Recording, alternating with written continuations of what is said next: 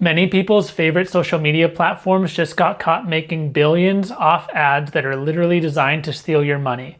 And the craziest part, they know exactly what they were doing to their users. Internal documents just leaked showing Meta, the company behind Facebook and Instagram, projected earning $16 billion in 2024 from scam advertisements. That's 10% of their entire revenue. In this video, we will cover what they're not telling you about how deep this actually goes and why it proves something darker about how certain tech companies really see you. So here's what happened. Reuters got their hands on Meta's internal documents from late 2025, and the scale of what they found is truly crazy. Every single day, Meta's platforms are serving 15 billion high-risk scam advertisements to users. These high-risk ads are things like fake investment schemes, fraudulent products, deepfake videos of celebrities, and fake government benefits. And in my opinion, the worst part of it all is that Meta's own internal numbers show that they knew that they were scams. They literally had a category called higher risk ads that they projected would bring in $7 billion alone. Even knowing this, they kept the ads running anyway. Their internal documents stated that the revenues would be several times higher than any fine they'd have to pay for regulatory settlements. Let that sink in. Meta ran the numbers and realized that letting people get scammed was more profitable than them stopping the actual scams. Although Meta has internal systems to catch scam ads, their systems are designed to protect Meta's money, not yours. According to the leaked documents, Meta's automated systems only block ads when they're 95% confident that they're fraud.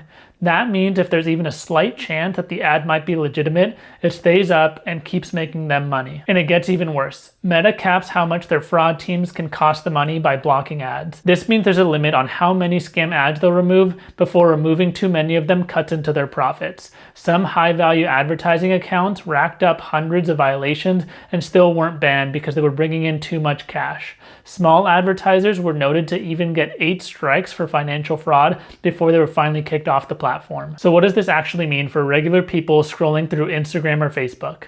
According to the Global Anti-Scam Alliance's 2025 report, people worldwide lost over $1 trillion to scams in the past year. And when they surveyed victims, you can likely guess which platforms ranked among the absolute worst for scam prevention, both Facebook and Instagram. Scams range from deepfake videos of Trump or Elon Musk promoting fake government benefit cards, to fake giveaways stealing your credit card info, to phony investment schemes using celebrity faces. Some of these fake ads ran over 40 times in 2025 before Meta took them down.